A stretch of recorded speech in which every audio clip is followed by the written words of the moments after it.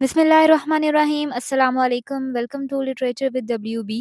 اور آج کا جو ہمارا ٹاپک ہے وہ ہے رابرٹ فراسٹ کی ایک پوئم ڈیزرٹ پلیسز۔ یہ امریکن لٹریچر کا چیپٹر نمبر 4 ہے اور یہ پوئم نمبر ہے 3۔ تو وداؤٹ اینی فردر ڈیلے آج کے اس ویڈیو کو شروع کرتے ہیں۔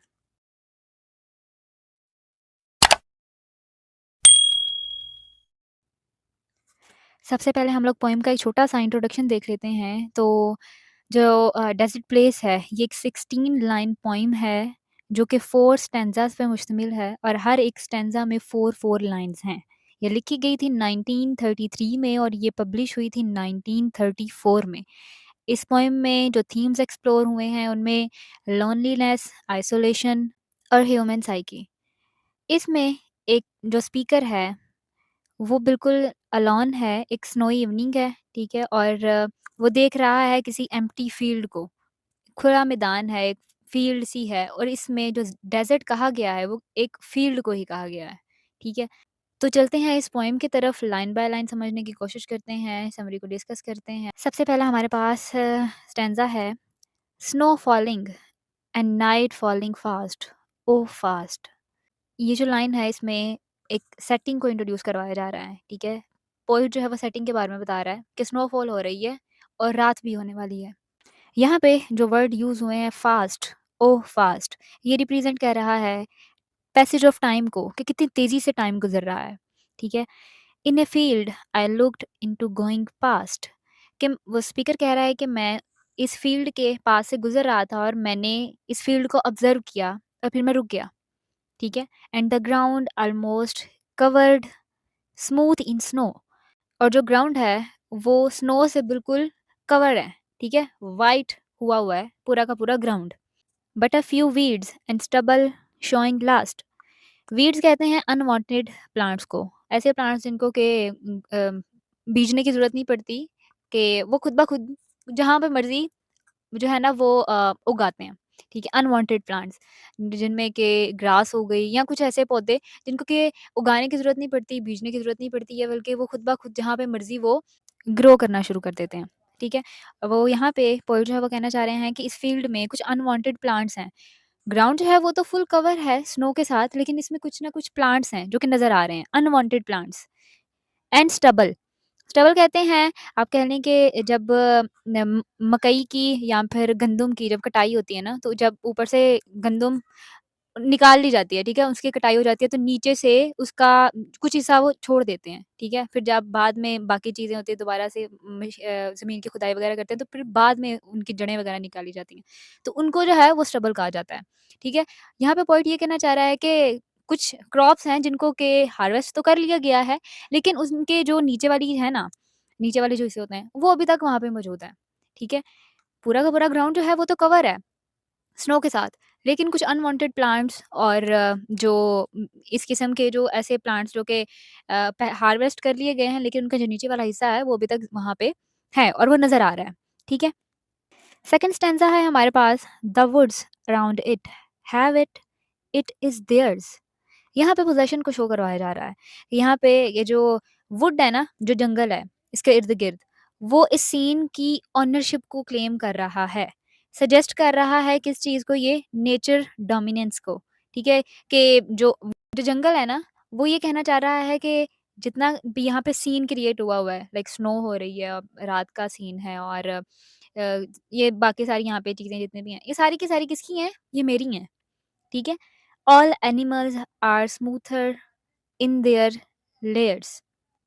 تمام کے تمام جو جانور ہیں وہ چھپ چکے ہیں، ٹھیک ہے، کیونکہ سنو ہے تو انہوں نے پناہ لی ہوئی ہے اپنے اپنے گھروں میں، شیلٹرز میں۔ I am to absent اسپرٹڈ to count. اب یہاں پہ جو اسپیکر ہے نا وہ خود کو ڈسکنیکٹڈ فیل کر رہا ہے، ان انوالوڈ جو ہے وہ فیل کر رہا ہے، لیک ایموشنل پریزنس، ٹھیک ہے، کہ وہ ایموشنل پریزنس کی جو ہے نا اس چیز کو یہ ریپرزینٹ کر رہا ہے کہ میں ابسنٹ مائنڈیڈ ہوں، یہاں پہ ڈسکنیکٹڈ خود کو فیل کر رہا ہوں۔ دا لونلینس انکلوڈز می ان اویئرس۔ اور یہاں پہ جو اسپیکر ہے وہ خود کو تنہا محسوس کر رہا ہے، ٹھیک ہے۔ یہاں پہ جو اسپیکر ہے وہ چاہ رہا ہے، وہ یہ کہنا چاہ رہا ہے کہ میں بالکل تنہا ہوں، اور جو تنہائی ہے اس نے مجھے اپنی لپیٹ میں لیا ہوا ہے انسپیکٹڈلی، ٹھیک ہے۔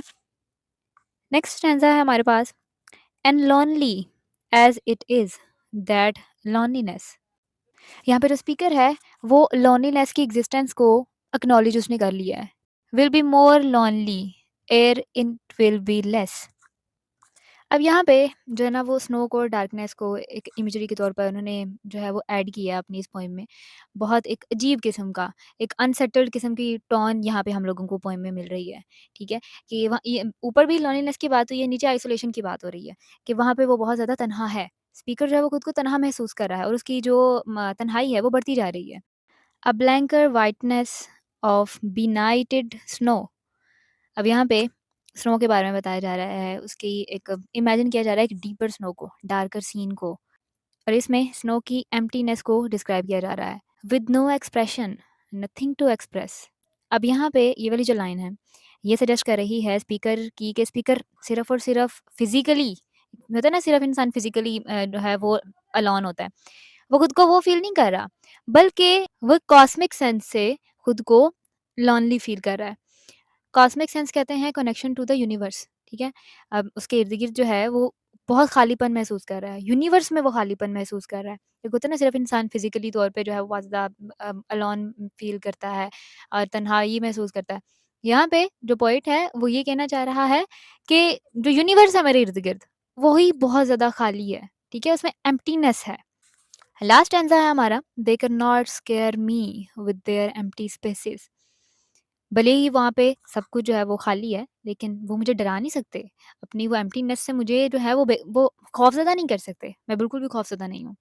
Between stars on stars where no human race is. अब इस लाइन में वो ये कहना चाह रहे हैं कि यहाँ पे कोई भी ह्यूमन की प्रेज़ेंस नहीं है। कोई भी यहाँ पे ह्यूमन नहीं है, सिवाय मेरे, ठीक है? यूनिवर्स की जो वास्टनेस है, ये लाइन उसको शो कर रही है। I have it in me so much nearer home. To scare myself with my own desert places. अब यहाँ पे जो पॉइंट है वो ये कहना चाह रहा है कि ये जो एम्प्टीनेस है ना, मेरे जो इर्द गिर्द एम्प्टीनेस है, उससे मुझे कोई खौफ नहीं है, लेकिन मैं खुद से खौफ खा रहा हूँ, ठीक है? वो खुद में एक खौफ महसूस कर रहा है, खुद से एक खौफ महसूस जो होता है ना, कि इनर, आप कह लें कि इनर डिसोलेशन।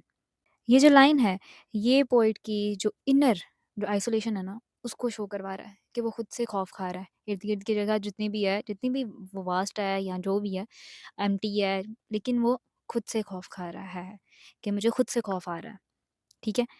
होप सो कि आपको इस पोएम की समझ आई होगी। मैंने तो अपनी तरफ से पूरी कोशिश की है कि आपको इस पोएम की लाइन बाय लाइन जो है उसका मीनिंग बताऊँ। आपके सामने जैसे कि मैंने आपको लास्ट वाली वीडियो में बताया था कि इनकी जो पोएट्री है रॉबर्ट फ्रॉस्ट की, बहुत क्लियर है, सिंपल लैंग्वेज है। इसमें आपने भी देखा कोई कॉम्प्लिकेटेड वर्ड था ही नहीं, ठीक है?